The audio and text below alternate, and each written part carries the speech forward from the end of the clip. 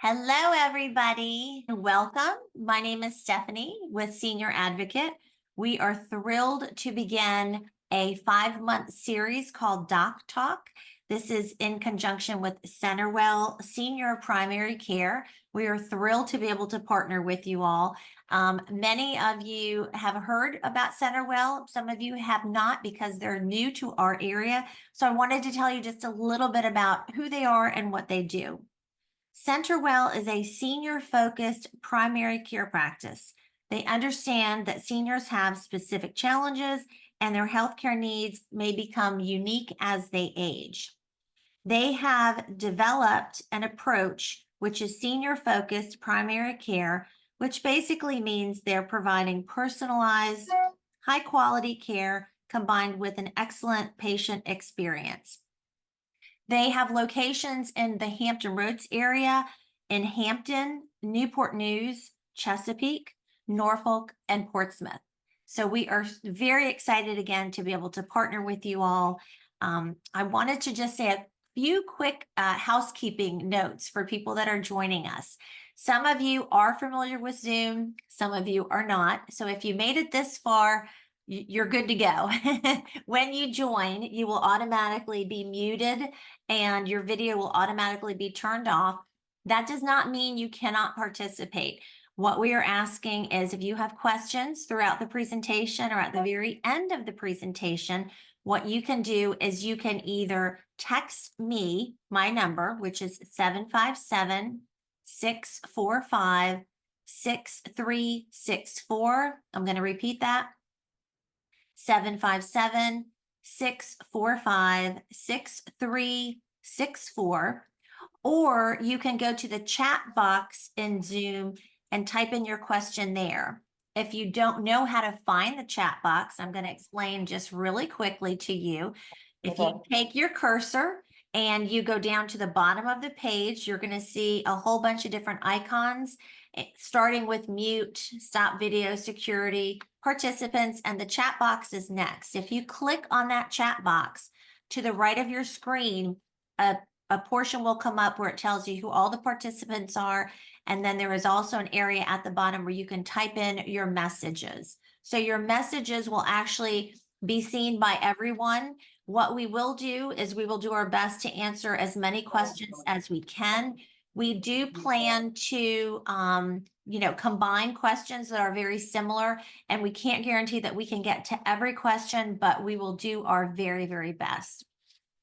So I would like to introduce Dr. Teklu to everybody before he begins, and we so appreciate you taking this time to spend with us over the next hour to talk to us about some of the things that we need to know about our health. So just a quick background. Dr. Abraham Teklu is a board-certified geriatric specialist. He performed his geriatrics fellowship at VCU Medical College after completing his internal medicine residency at Marshall University School of Medicine. He earned his medical degree and a Master of Public Health from Ababa University Medical Facility in Ethiopia.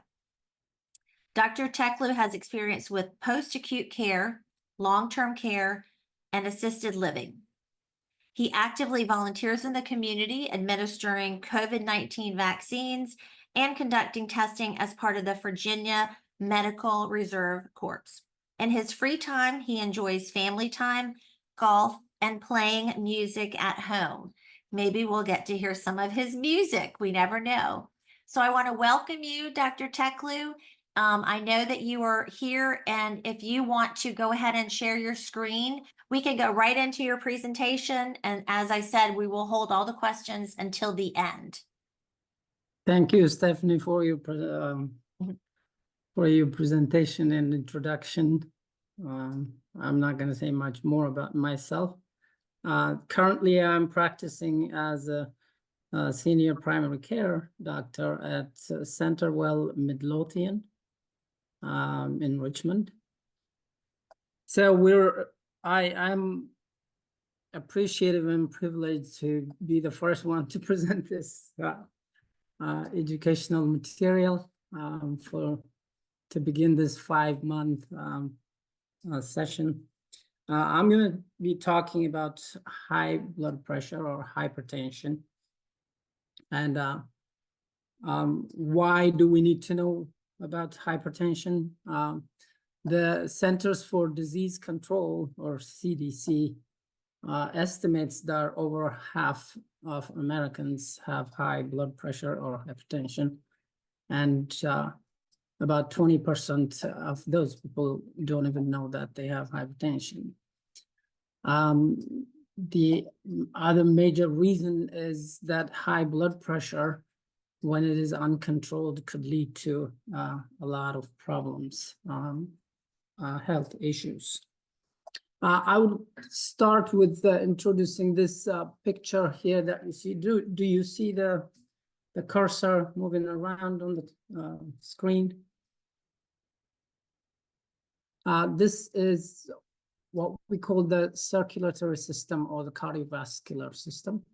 That includes the heart here in the middle of the body, and the blood vessels that you see in red are called the arteries that take oxygen-full blood or oxygenated blood from the heart to the upper body, to the brain, to the arms, as well as down to the whole body.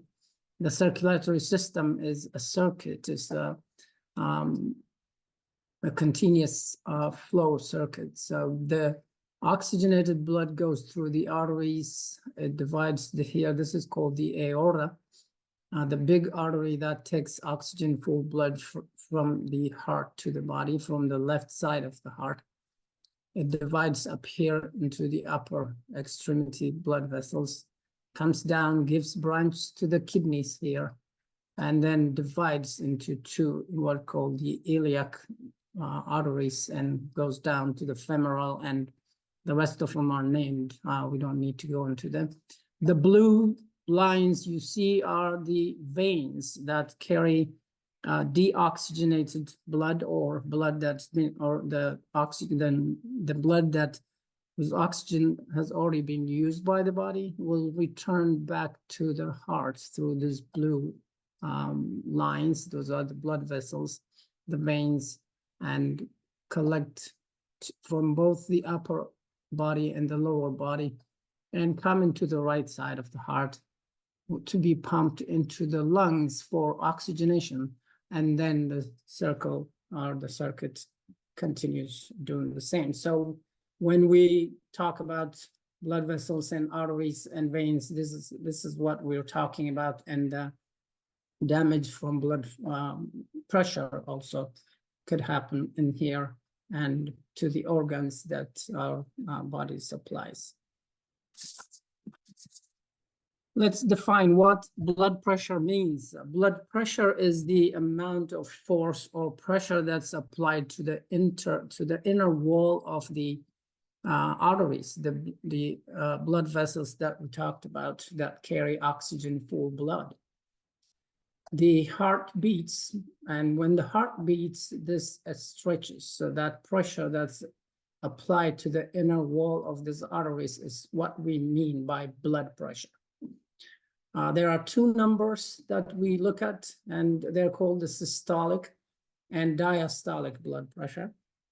The systolic is the pressure that we measure, or the top number, when the heart pumps, when the heart contracts to pump the blood. And the diastolic is when the heart relaxes to receive the deoxygenated blood from the body. So that's what we mean by blood pressure. So what is a normal blood pressure? The normal blood pressure is defined as a systolic blood pressure of 120 and a diastolic blood pressure of 80 or less. Anything above that is not normal blood pressure. We look at what we mean by elevated blood pressure. When your blood pressure is 120 and above, 120 to 129 and 79 or less, or 80 or less, that's called elevated blood pressure. Elevated blood pressure will not cause damages that we will talk about that a high blood pressure would cause, but it puts people at risk of developing high blood pressure. High blood pressure or hypertension is divided into stage 1 and stage 2. Stage 1 is when the blood pressure is 130 over 130 to 139 systolic and 80 to 89 diastolic blood pressure. So that's what we call stage 1 blood pressure. Stage 2 is anything above that, 140 systolic over 90 diastolic and above are called stage 2 high blood pressure or hypertension. Well, I'm pointing here at the eye, the optic nerve, the brain. This is half of the brain picture, the kidneys, and the heart. These are called end organs when we talk about high blood pressure.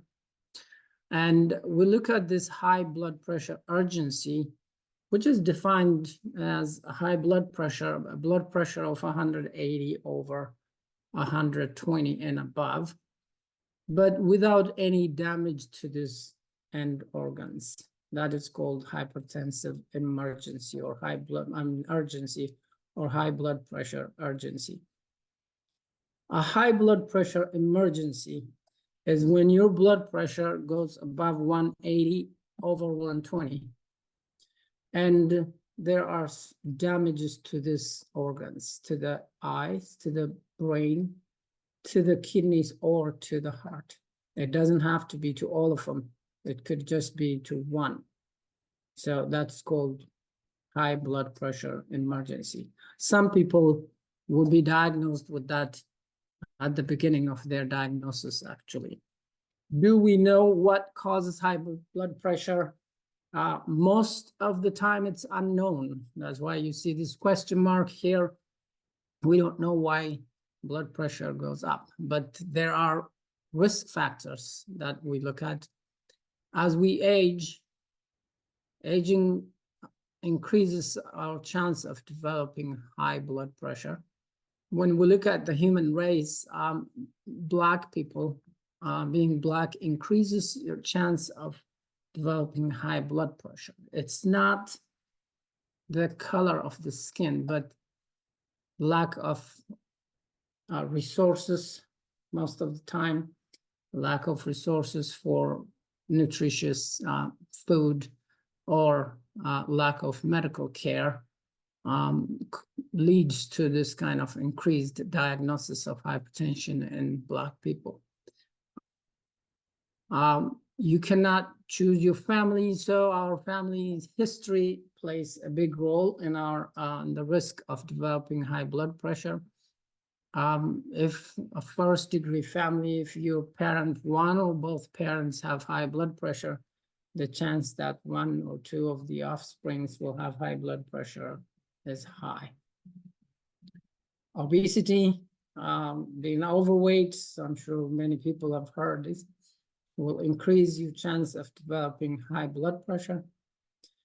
Physical inactivity is one of the most common reasons that helps increase blood pressure. Excess salt intake. When we talk about salt, again, we'll discuss this later on. We don't just mean table salt. You know, a lot of people think about not using table salt or not using added salt to their meal. Most prepared meals, processed meals or processed food sold in the grocery stores are loaded with salt or sodium. That's what we're talking about, not just the added salt. Excess alcohol, moderation is good. It's said. What do we mean by moderate alcohol intake? 2 drinks a day, 2 alcoholic drinks a day for men, and 1 alcoholic drink a day for women. What that means is an alcoholic drink could be a glass of wine, an 8-ounce can or bottle of beer, a 1.5 ounce of hard liquor. Those are all considered one alcoholic drink. So less than 2 for men per day and less than 1 for women per day is if you have to drink. And that's what we mean by excess alcohol intake. Diet, just putting fruit flavored things on food that we prepare does not make them good food. So when we say abnormal and bad diet is excess fat and low in fruits and vegetables. That is what we mean by unhealthy diet. The other is stress. Stress is known to increase blood pressure or to put you at risk for blood pressure. Sleep apnea is one of those things that could also increase your chance of developing high blood pressure. Does high blood pressure have symptoms? Most of the time, nobody has symptoms with high blood pressure. It won't give you any kind of symptom that you can say, this is high blood pressure. But when there are, if you're hypertensive or if you have high blood pressure, and you start feeling this kind of symptoms here, blurring of vision, or severe headaches, chest pain, or weakness or numbness on one side of your body or just one arm, difficulty speaking, and if you see color, a change of color of urine to red, that indicates some bleeding. That means you probably will have hypertensive urgency or emergency, and especially if the blood pressure is high. It's over 180, over 120. As we discussed earlier, the end organs, excess blood pressure above 180 or 120 could cause bleeding in the eye or swelling of the nerve that transmits messages from the eyes, from the retina to the brain. That's called the optic nerve. That is why we will develop blurring of vision. The pain in your head or the severe headache could be because of the high blood pressure leading to bleeding in the brain. That's one severe complication of excess or uncontrolled blood pressure. This symptoms of weakness on one side could be a sign of stroke, which could also be a result of the excess or the increased high blood pressure. The chest pain goes with the heart. One of the side effects or the complications of uncontrolled high blood pressure is heart attack or heart failure. So people may develop shortness of breath or chest pain if the blood pressure is uncontrolled and if it is lasting for a long time. Again, not being able to speak, most likely because of could be a sign of a stroke. And again, the color of the urine changing to red could be a sign of kidney damage. Are there things we can do to prevent high blood pressure? There are things that we can, every patient can do, and we'll talk about them. We call them lifestyle changes that are integral to managing or preventing blood pressure, managing it once it develops or preventing it from developing, and medications. I am not going to go in details about medications. I'll just mention kind of medications that we use. What can we do? Lifestyle changes are or what we call lifestyle modifications are very important part of controlling or preventing high blood pressure or hypertension. Studies have shown exercise, regular exercise, helps lower blood pressure. When we look at exercise, it could help reduce your blood pressure by 4 to 8 millimeters of mercury. When we say regular exercise, we're talking about if you have 90 to 150 minutes of exercise or regular exercise in a week, that translates to about 30 minutes a day for most of the days of the week. Weight loss, one of the best things that we can do with, if we especially are overweight or obese, is to lose weight.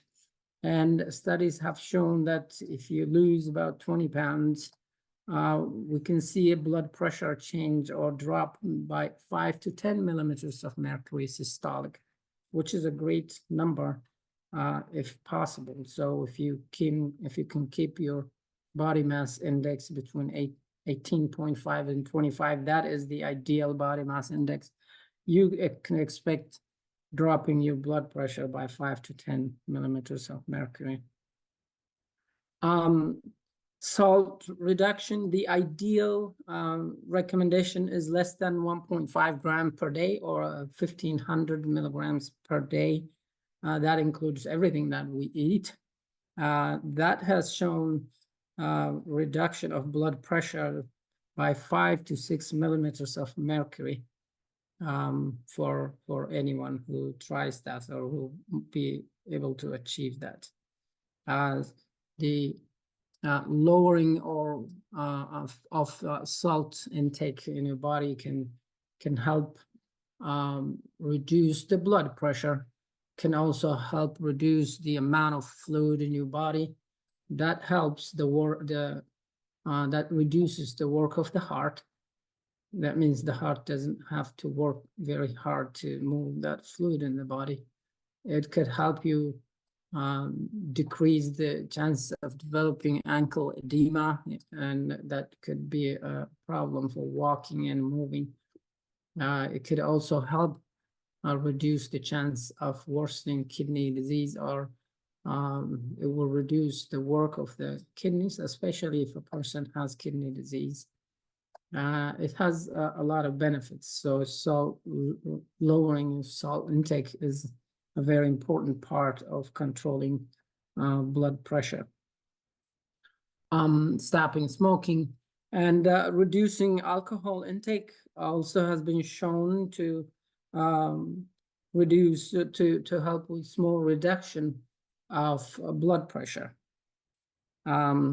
These are the main things that one can do to decrease their chances of developing high blood pressure or controlling high blood pressure once a person is diagnosed with it.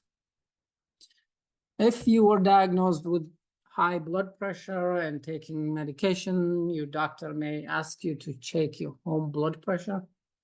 And I thought this is very important to educate people as to how to take home blood pressure. This is a picture that I got from the internet. So it's from the Canadian, I think it's McGill University. How you do it is very important to check blood pressure. So morning blood pressure is what we ask for. Your doctor may ask you to check your blood pressure in the morning once, and then before bedtime. And how you do it is in the morning when you first get up, you go to the bathroom, empty your bladder. This is because full bladder, having a full bladder has shown to increase the blood pressure temporarily. So if you measure your blood pressure while you still have full bladder, it could give you a little bit of a wrong reading. So empty your bladder, come back, sit in a chair. Your back fully supported, your feet fully on the floor. And as you see, refrain from talking. Any kind of activity could affect the blood pressure.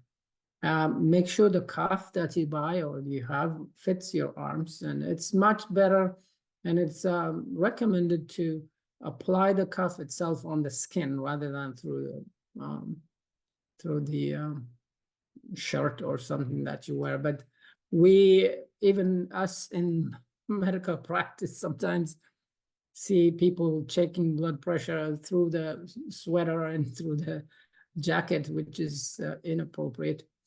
And breathe, relax, and take your blood pressure.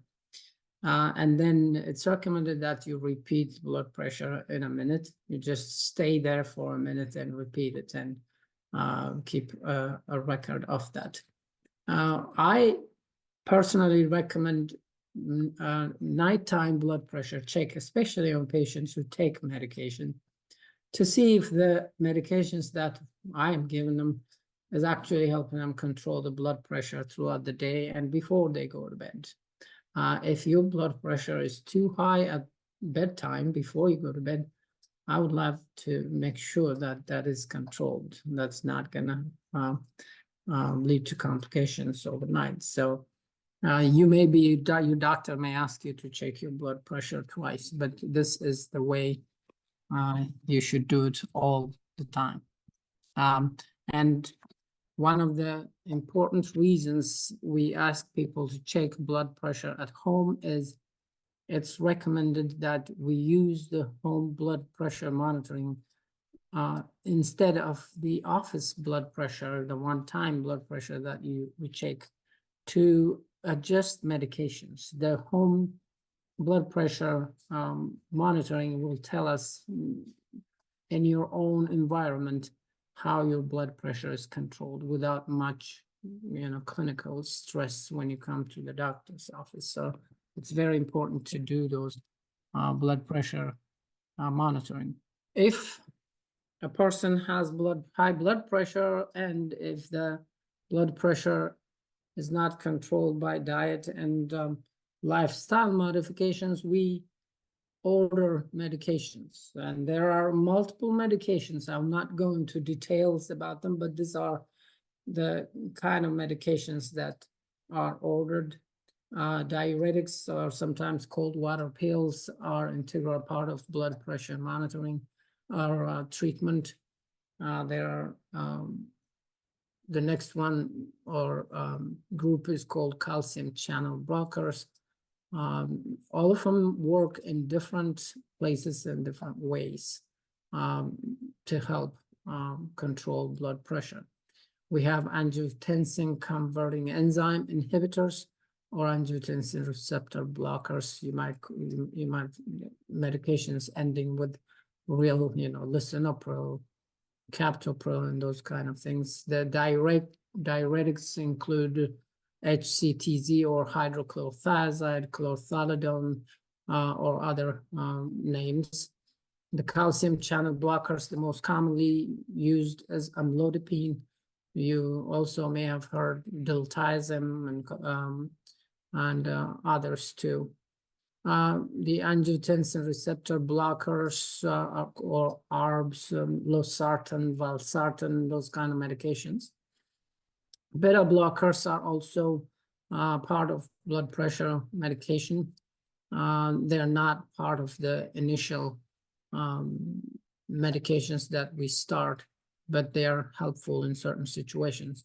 Patients with heart attack, if they've had heart attack and they're given beta blockers, that would help in preventing the next heart attack. And what they do is reduce the work of the heart by slowing the heart itself.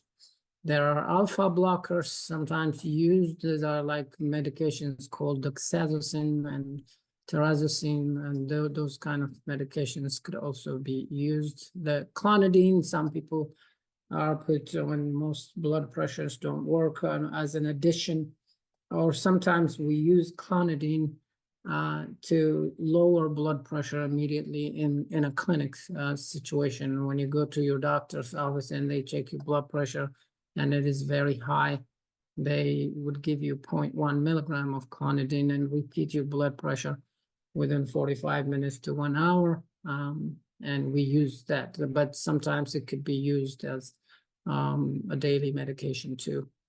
The others are like vasodilator. This one is a direct vasodilator called hydralazine. It's used in many people with kidney problems to chronic kidney disease. I would say take your medications appropriately. If there are any side effects that you think are because of the medications, immediately talk to your doctor. But blood pressure control is a responsibility of the patient as well as the provider. And I would stop here. And thank you for listening.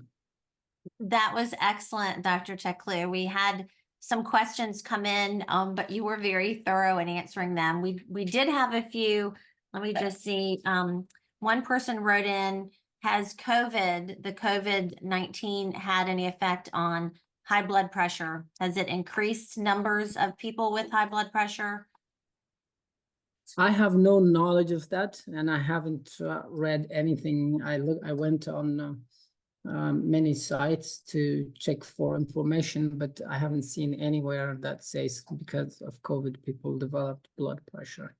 Okay. So okay. I can't say yay or nay on this one, but I doubt that personally. Okay. Another person asked, even with lifestyle changes, I guess this person in particular made the lifestyle changes and the blood pressure did not come down enough. And so they wanted to know, even if you make the lifestyle changes, is it almost going to be where you're going to have to take the medication no matter what? Is that something that the majority of people, even with the lifestyle change, will still have to take medication to be able to control this? That is a possibility, but I'm not sure if that is 100% of people. But there are times when we see something called secondary hypertension. The high blood pressure due to a reason. Sometimes if you still see the slide here, there's something called renovascular hypertension. When the blood vessel that goes to the kidneys is narrowed or sclerosed, like it happens in the heart, when there is some cholesterol deposit or something that narrows the blood vessel. When there is that kind of problem, that is called secondary hypertension, and it cannot be changed by lifestyle modification only. So we need to address it that way. So there are a number of other things that could lead to development of hypertension that cannot be controlled. That would be evaluated by your provider. And when we provide, when a person did everything they could and lost weight and are eating well and exercising regularly and blood pressure is still high, we always have to think of a secondary cause of high blood pressure. And we need to work that out to treat the person individually. That has to be taken case by case. But that's a wonderful question. We had another question. Can you use beet supplements to help with high blood pressure? I am not going into specifics of recommendations, and I have no idea what beets could do specifically, but fresh fruits and vegetables are the main stay of and probably low-fat dairy products. Those are the ones that are being studied. I'm not sure of studies that showed beet supplements did anything for high blood pressure, but I cannot discourage it either because I have no idea. Okay. Another question is there a correlation between AFib and high blood pressure? I don't think so. I haven't read anything that says as a causal effect or correlation. AFib is atrial fibrillation, for those who do not know, and it is the heart beating very ineffectively. So in that sense, when the heart doesn't beat ineffectively, blood pressure may tend to go lower probably. The heart is a pump, and when that pump is not working appropriately, the pressure would decrease. But I don't think AFib would cause hypertension, or hypertension could cause AFib. I'm not sure about that kind of relationship. Okay, and a follow-up question to that is, if someone has AFib, when you take your blood pressure, can the AFib actually throw off the numbers, and so it makes it not an accurate reading? As I said, AFib is very ineffective. If the AFib is controlled, then the blood pressure should not be affected that much. But AFib uncontrolled atrial fibrillation could mean very irregular heartbeat. Yes, it may affect the blood pressure, but I think by lowering it, not increasing it. Okay. Another question, in addition to lowering blood pressure, is there something else that can be done to prevent a heart attack, heart failure? Other than the heart failure has so many different reasons, but other than the lifestyle modification, meaning reduce the amount of fat that we take, increase vegetables, exercise, and control blood pressure, you can reduce your risk of developing heart attack or heart failure. Okay, and you might have mentioned this in your talk, but somebody wanted to know at what age does high blood pressure usually show up? That was the first part of the question. And the second part is, if it runs in the family, did they also maybe have it when they were younger and it just didn't show up until they got to a certain age?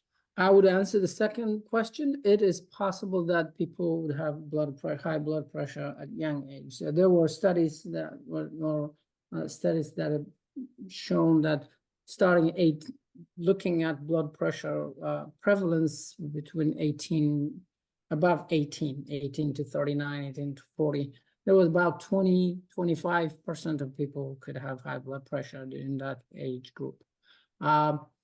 And secondary high blood pressure actually could be higher in that age group.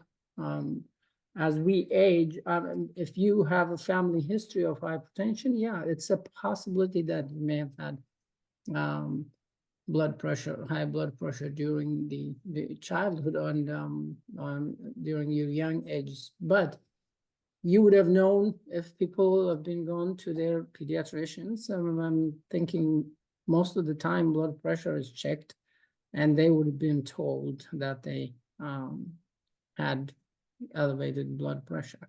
So, but if they never had access to medical care, that possibility is always there. Okay. Another question was, once you get high blood pressure or realize that you have it, is there a cure, or is it just an ongoing symptom or ongoing disease that you're going to have to control the rest of your life? As far as I know, it is an ongoing disease. It's one of the diseases called chronic care and chronic diseases, diabetes, hypertension. It's an ongoing. There are times when we've used a number of medications to control blood pressure, and some people have lost significant amount of weight, and then we stop some of the medications and we monitor patients. We've seen that. Complete cure, I don't know. But there are times that people can come off of medications by using lifestyle modifications, and most of the ones that I've seen are people who've lost significant amount of weight, and their blood pressure has come down to really normal level, and some of them develop low blood pressure because of the blood pressure medication that we've been giving them, and we stop those and monitor patients. Okay. One other viewer actually just sent in a list for us of foods that have a surprising high content of sodium. So I thought I would just read through a few of them. I guess, That's good. yeah, this is also a reminder, right, that we have to, as you mentioned, you've got to read your labels, but just some of the ones that people don't realize, there's a lot of salt in soups, a lot of breads, condiments, and this was surprising to me. Condiments, it says that ketchup can have 150 mg per teaspoon. And then they wrote, and when's the last time anybody just put a teaspoon of ketchup on anything? Soy sauce is another one. There are a lot of meats that have sodium, cheese, salad dressing, nuts, and breakfast cereals. And, Yes, you don't realize, I think so many people think that salt is when you put salt on something, but, they don't realize how much salt is in everything they eat on a daily basis unless they actually start reading those labels. that's correct. That's correct. Everything that we eat has salt in it. So if you read labels on, well, no, during my preparation, I looked at one of the articles that says if you buy anything and if it shows more than 400 grams of milligrams of salt per serving, don't buy that. Mhm. If you can afford something better. Sure, sure. One of the problems is access to those kind of things. So it's not easy, even though we always recommend lifestyle modification, those kind of things. It's not always easy. And I personally understand how difficult it is to maintain exercise routine and diet routine, those kind of things. It's not easy, but the benefit is very high if you can do it. Sure. Yeah. And all bread and bread products, canned food, cold cuts, and daily meats, all are high sodium. As mentioned, breakfast cereals, sauce, dressing, condiments, pork products, cheese and dairy products themselves, salt, cod dried, king crab cooked, fish sauce.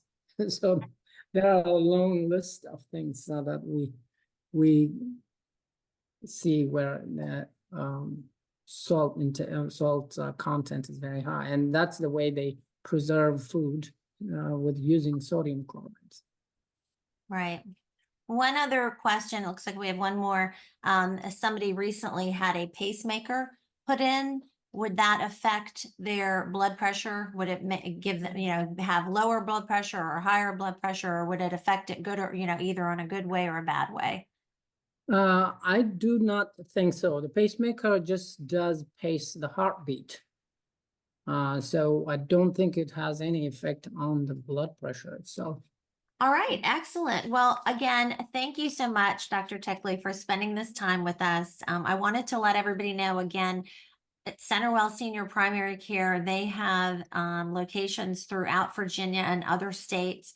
If you want to see if there's one near you, you can go to their website, which is CenterWellPrimaryCare.com. So it's CenterWell primarycare.com. We also wanted to let you know about next month's Zoom series, which will be on March the 1st, and we will be talking about kidney diseases and prevention. Again, thank you so much for joining us, Dr. Teklu. We so appreciate this. Has been a wonderful presentation. We hope everyone got a lot out of it. We'll be able to now also post it on our website for those who couldn't join us today. And our senior advocate website is senioradvocate.live, Live. So feel free to join us and look for other events that we have coming up. Thank you so much. Thank you, and appreciate it. Appreciate everybody for listening. And I would appreciate if you comment of what you liked about the presentation. Also, we are accepting new patients at the CenterWell Midlothian. I have to plug that in. And everybody have a good day. Thank you so much. Thank you for the invitation so much. Thank you. Bye-bye.